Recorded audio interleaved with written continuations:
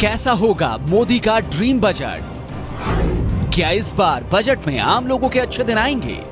देश की तेज गति से आगे बढ़ रही अर्थव्यवस्था को एक नई ऊर्जा देने वाला,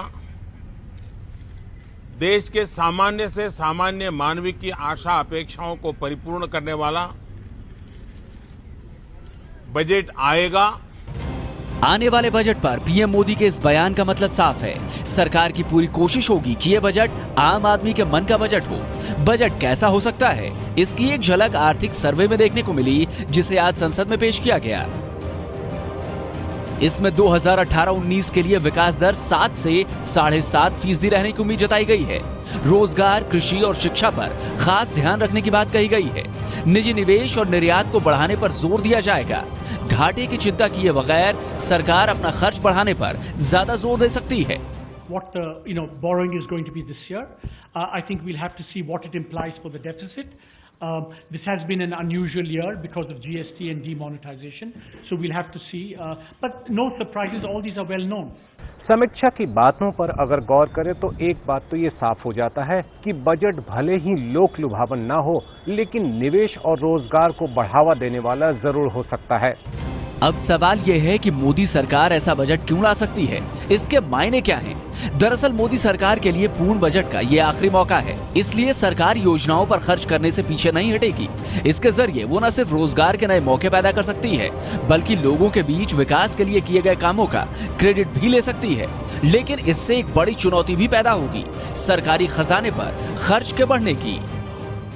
सरकार के लिए राहत की बात यह भी है कि समीक्षा में जीएसटी से होने वाली कमाई बढ़ने की बात कही गई है। इससे खर्चा बढ़ाने की सूरत में आमदनी जुटाने में कोई परेशानी नहीं होगी। आर्थिक सर्वे के मुताबिक जीएसटी के तहत 34 लाख नए करदाताओं ने रजिस्ट्रेशन कराया। करदाताओं के बढ़ने से शुरुआती महीनों में जीएसटी से कमाई की दर 15.6% रही। दिल्ली से संवाददाता शिशिर सिन्हा की रिपोर्ट। तो दिबांग, प्रधानमंत्री ने आज जो कुछ कहा उसके बाद क्या ये तय माना जाए कि ये बजट आम आदमी को खुश करने वाला बजट होगा? आम आदमी की बात कर रहे हैं, उन लोगों की बात कर रहे हैं जो इस समय टेलीविजन देख रहे हैं, तो एक जो बात है वो ये कि अगर टैक्स छूट की सीमा 3 लाख न हो तो मुझे बड़ी हैरानी होगी। लेकिन मैं आपको याद दिला दूं कि जब लोकसभा के चुनाव हो रहे थे तो अमृतसर में खुद वित्त मंत्री जी ने कहा था कि टैक्स छूट की सीमा 5 लाख रुपए होनी चाहिए। इससे 3 करोड़ लोगों को सीधा फायदा होगा। अभी जब ट्रेड यूनियन वाले मिले थे, जिसमें भारतीय किसान संघ के, भारतीय मजदूर संघ के भी लोग थे, तब भी 5 लाख की मांग की गई थी। 5 लाख की बात फिलहाल कोई नहीं कर रहा है, क्योंकि सरकार को यह डर है कि अगर 5 लाख कर दिया जाए तो टैक्स देने वालों की संख्या बहुत कम हो जाएगी। और अगर 5 लाख कर दिया वित्त मंत्री ने तो 5 लाख अगर कम कर दिया तो मुझे लगता है कि चुनाव बहुत जल्द होने वाला है।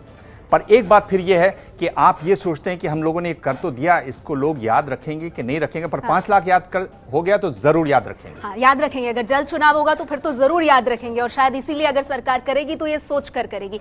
देखिए दिबांग, आपको बता रहे हैं खबर के पीछे का मतलब। हम आपको ये बताते हैं कि बजट पर दरअसल पक्ष और विपक्ष क्या कह रहे हैं, ये भी देखिए आप।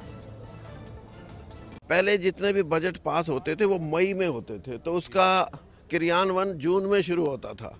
अब इस प्रक्रिया में बजट 31 मार्च से पहले ही पास हो जाएगा, वो भी इसलिए पूरा बजट आ सकता है 2019 में। ना नौकरी पैदा हो रही है, किसान आत्महत्या कर रहे हैं, नौजवान बिल्कुल पूरी तरह से निराश है, जो मिडिल क्लास है उसके ऊपर जो महंगाई का बोझ है वो बढ़ता जा रहा है। ये जो वास्तविकताएं हैं कि पूरी अर्थव्यवस्था के इस सरकार ने परकच्चे उड़ा दिए हैं।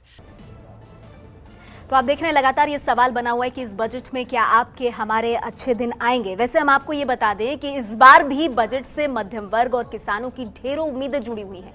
तो जल्दी से देख लेते हैं कि इस बार बजट में इन्हें किस तरह की राहत मिल सकती है। बजट में किसको क्या मिल सकता है? मिडिल क्लास की अगर बात करें तो इनकम टैक्स 2.5 से 3 लाख हो सकता है। दिबांग हमें ये बता ही रहे थे कि 3 लाख तक इस बार सरकार कर सकती है। मिडिल क्लास की अगर बात करें तो होम लोन 2 लाख से ज्यादा इस पर छूट मिल सकती है। ये मिडिल क्लास के लिए एक सौगात सौगात जो 2019 के चुनाव से पहले सरकार दे सकती है। इतना ही नहीं, पेट्रोल डीजल जिसके दाम में आग लगी हुई है, हो सकता है कि एक्साइज ड्यूटी इस पर घट जाए।